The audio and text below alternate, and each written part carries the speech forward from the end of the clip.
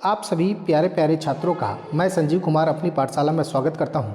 जैसा कि आप सभी जानते हैं कि आज दिनांक 24 फरवरी 2023 से आपका 9वीं का वार्षिक परीक्षा शुरू हो चुका है और आज प्रथम पाली में साइंस विषय की परीक्षा हुई है। तो इसी साइंस विषय की परीक्षा जो हुई है उसके आंसर की को आज हम आपके लिए लेकर आए हैं, जिसका विषय कोड 112 होगा। इसमें 80 प्रश्न ऑब्जेक्टिव पूछे गए हैं और इन्हीं ऑब्जेक्टिव प्रश्नों का उत्तर आज हम लोग इस वीडियो के माध्यम से जानेंगे और आप इस वीडियो के माध्यम से अपना आंसर करेक्ट कर लीजिए, सही कर लीजिए और पता करिए कितना आपका सही है। यदि आपने चैनल को अभी तक सब्सक्राइब नहीं किया है तो चैनल को सब्सक्राइब कर दे, वीडियो को लाइक और शेयर कर दे। चलिए शुरू करते हैं। पहला प्रश्न है, द्रव्यमान और संवेग के गुणनफल को क्या कहते हैं? तो कहते हैं संवेग। तो करेक्ट आंसर इज ए। कार्य के दर को क्या कहते हैं? तो कार्य के दर को शक्ति कहते हैं। Correct answer is B. अगला है तृतीय, आवृत्ति का एसआई मात्रक क्या होता है? तो हर्ट्ज होता है। तो करेक्ट आंसर इज बी। चौथा है, पृथ्वी के गुरुत्वीय त्वरण का मान क्या होता है? तो गुरुत्वीय त्वरण का मान होता है 9.8 मीटर पर सेकेंड स्क्वायर। तो करेक्ट आंसर आपका बी हो जाएगा। हम लोग थोड़ा सा तेजी में चलेंगे क्योंकि समय कम है, कम समय में 80 प्रश्नों को पूरा करना है। ठीक है, जहां आपको लगे कि ये तेजी में वीडियो चल रहा है तो वहां पॉज करिए और अपने प्रश्नों का मिलान आप करिए। 5 नंबर प्रश्न कहता है, प्रत्येक क्रिया के समान विपरीत प्रतिक्रिया होती है, यह गति का कौन सा नियम है? तो न्यूटन का तीसरा नियम है गति का। Correct answer is C. 6ठा नंबर प्रश्न कहता है, चंद्रमा की सतह पर किसी वस्तु का भार पृथ्वी की सतह पर उसके भार का कितना गुना होता है? तो 1/6 होता है। तो करेक्ट आंसर इज डी। अगला है, दाब का एसआई मात्रक क्या है? तो दाब का एसआई मात्रक n मीटर स्क्वायर होता है। तो करेक्ट आंसर इज बी। अगला है, निम्न में कौन सी सही नहीं है? तो इसमें कौन सही नहीं है?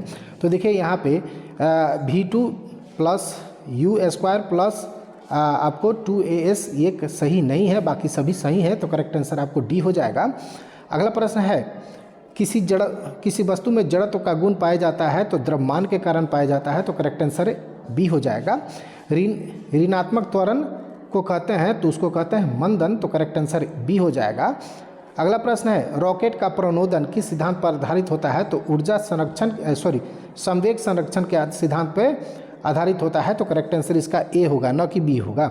आगे बढ़ेंगे। अगला प्रश्न है, गतिज ऊर्जा का व्यंजन है। तो गतिज ऊर्जा का व्यंजक क्या है? 1/2 mv स्क्वायर यानी half mv square. Correct answer is B होगा। आगे बढ़ेंगे। अगला प्रश्न है 13 नंबर, यदि किसी पिंड का विस्थापन 0 है तो बल के कारण उस पिंड के द्वारा किया गया कार्य क्या होगा? तो 0 जूल होगा। करेक्ट आंसर ए होगा। आगे बढ़ेंगे। अगला प्रश्न है, किसी तरल में किसी वस्तु को डुबोने पर तरल द्वारा वस्तु पर ऊपर की ओर से लगने वाला बल क्या कहलाता है? तो वो कहलाता है उत्प्लावन बल। तो करेक्ट आंसर इज बी।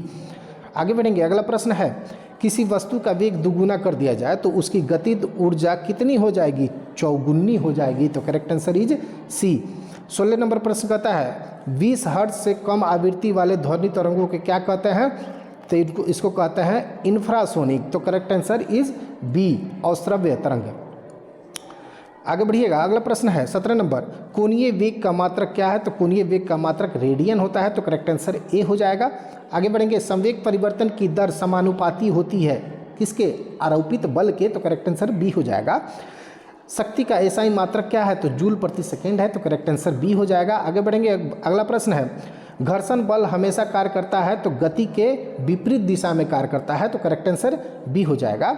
अगला प्रश्न है, 1 हॉर्स पावर बराबर होता है कितना के? तो 746 वाट के। तो करेक्ट आंसर सी हो जाएगा।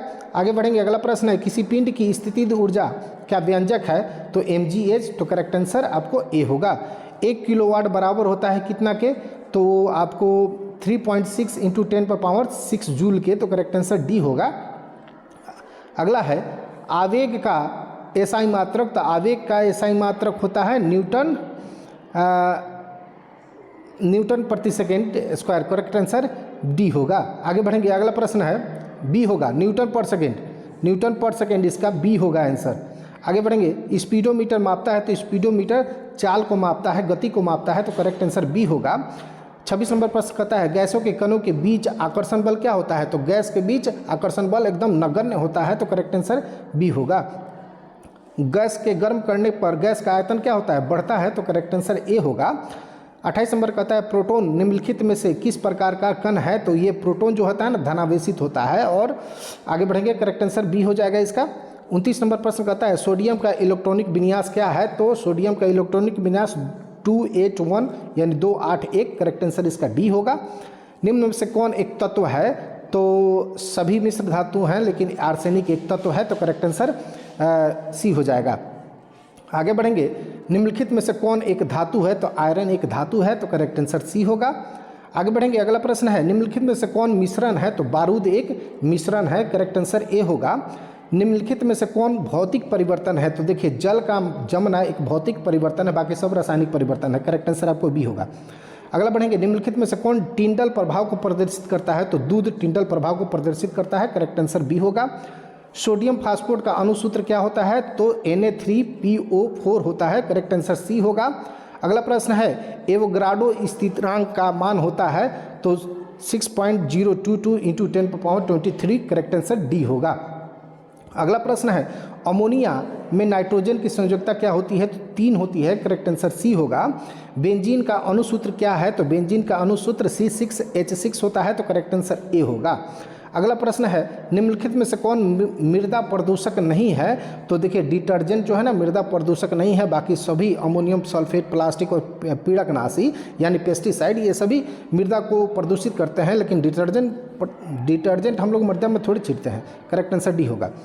कौन हरित गैस नहीं है, तो देखिए SO2 हरित गैस नहीं है, बाकी सब CO2, मीथेन और ओजोन गैस ये सारे क्या है हरित गैस है, करेक्ट आंसर इसका सी हो जाएगा। 41 नंबर प्रश्न कहता है वायु प्रदूषण के रूप निम्नलिखित में से कौन वाहन द्वारा उत्सर्जित नहीं होता है, तो वाहन द्वारा कौन उत्सर्जित नहीं होता है, देखिए इसमें फ्लाई ऐश जो है ना वो जो बिजली संयंत्र होता है कोयला के जलाने से जो होता है पैदा वो होता है फ्लाई ऐश, तो ये वाहन से थोड़ी निकलता है, तो इसका करेक्ट आंसर आपको सी हो जाएगा। अगला 42 नंबर प्रश्न कहता है परमाणु के नाभिक में प्रोटॉन के अलावा दूसरा कौन कौन होता है, तो नाभिक में पूछ रहा है ना, तो नाभिक में प्रोटॉन और न्यूट्रॉन होता है, तो करेक्ट आंसर आपको बी होगा। आगे बढ़ेंगे निम्नलिखित के किस अक्रिय गैस में अष्टक नहीं होता, देखिए हीलियम का परमाणु भाग 1 होता है, इसमें अष्टक नहीं होता है, करेक्ट आंसर ए हो जाएगा। 44 नंबर प्रश्न कहता है कि एक कक्षा में इलेक्ट्रॉनों की अधिकतम संख्या कितना होती है, तो 2n² होती है, तो करेक्ट आंसर ए होगा। धूम कोहरा क्या है, तो धूम क्या है, तो आपको कोहरा और धुआं का मिश्रण जो होता है उसको हम लोग स्मॉग बोलते हैं, तो करेक्ट आंसर बी हो जाएगा।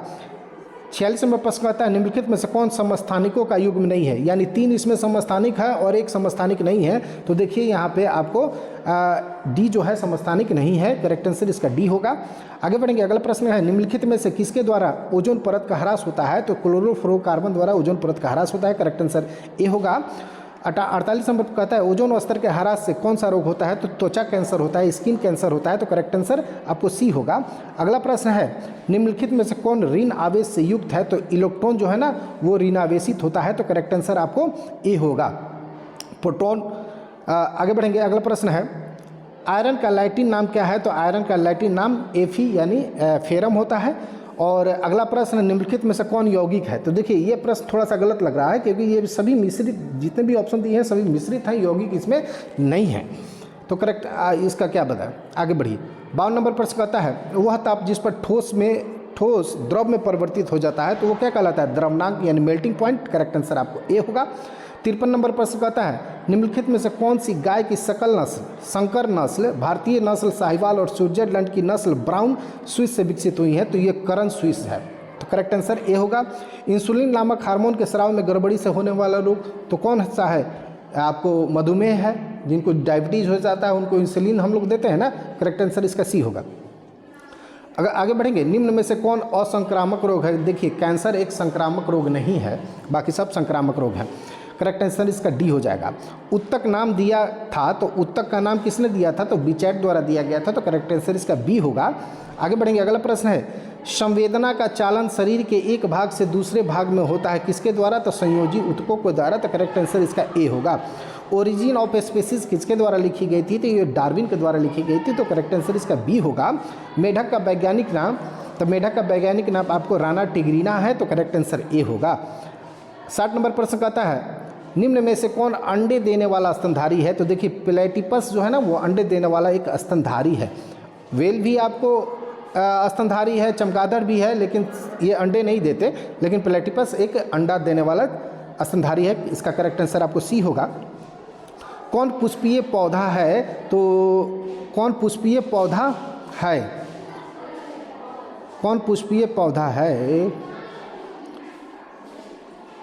फर्न,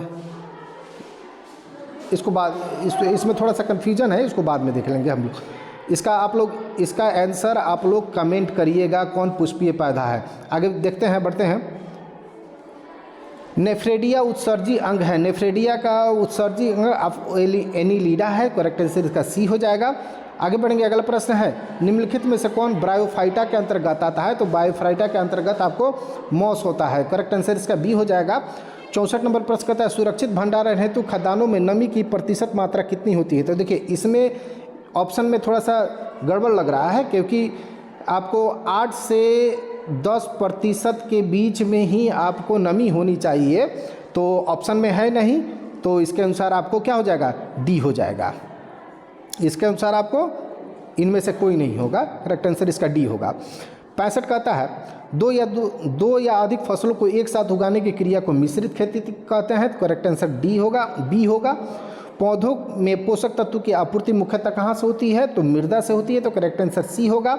अगर बढ़ेंगे, अगला प्रश्न कहता है कि निम्नलिखित में से कौन मुर्गियों का देसी नस्ल नहीं है? तो देखिए, कोचीन, चिटगांव और बसरा ये देसी नस्ल है, लेकिन ससेक्स देसी नस्ल नहीं है। अभी तक आपने चैनल को सब्सक्राइब नहीं किया तो चैनल को सब्सक्राइब कर दे, वीडियो को लाइक और अपने दोस्तों तक शेयर कर दे। चलिए आगे बढ़ते हैं। निम्न में से किस प्रजाति के द्वारा मोतियों का संवर्धन किया जाता है? तो एस्टर एक घोंघा होता है जिससे जो सबसे अधिक मोतियों का संवर्धन करता है। तो करेक्ट आंसर इसका बी हो जाएगा। 69 नंबर प्रश्न कहता है, निम्न में से कौन बधिया बनाए गए नर हैं? तो बैल। Correct answer is C. हमारे देश में पाई जाने वाली भैंस की एक प्रजाति कौन सी है? तो जफराबादी है। करेक्ट आंसर सी हो जाएगा। 71 नंबर प्रश्न कहता है, कोशिका सिद्धांत किसके द्वारा प्रतिपादित किया गया था? तो स्लाइडन और स्वान के द्वारा। तो करेक्ट आंसर सी हो जाएगा। आगे बढ़ेंगे, जीव द्रव बना होता है। तो जीव द्रव आपको कोशिका द्रव और केंद्रक से मिलकर बना होता है। तो करेक्ट आंसर डी हो जाएगा। आगे बढ़ेंगे, राइबोसोम बना होता है। तो राइबोसोम आपको आरएनए और प्रोटीन से बना होता है। तो करेक्ट आंसर डी होगा। अगला प्रश्न है, थाइलाइकोइड्स समूह को क्या कहा जाता है? तो ग्रेना कहा जाता है। तो करेक्ट आंसर बी होगा।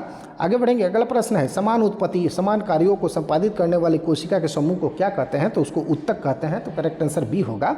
अगर आगे बढ़ेंगे, 76 नंबर प्रश्न कहता है, निम्नलिखित में से कौन पेशी नेत्र की आइरिस में पाई जाती है? तो आइरिस में आपको अरेखित पेशी पाई जाती है। तो करेक्ट आंसर इसका सी होगा। 77 नंबर प्रश्न कहता है, भोजन में लौह खनिजों की कमी से होने वाला रोग एनीमिया है। करेक्ट आंसर बी होगा। वृद्धि हार्मोन के ज़्यादा बनने के कारण होने वाला रोग आपको क्या होता है? जाइगेंडिस होता है। तो करेक्ट आंसर इसका बी होगा। अगला प्रश्न है, सेकेंड लास्ट प्रश्न है, national dairy research institute NDRI हमारे देश के किस राज्य में है? तो ये करनाल में है, और करनाल आपको हरियाणा में है। तो करेक्ट आंसर डी होगा।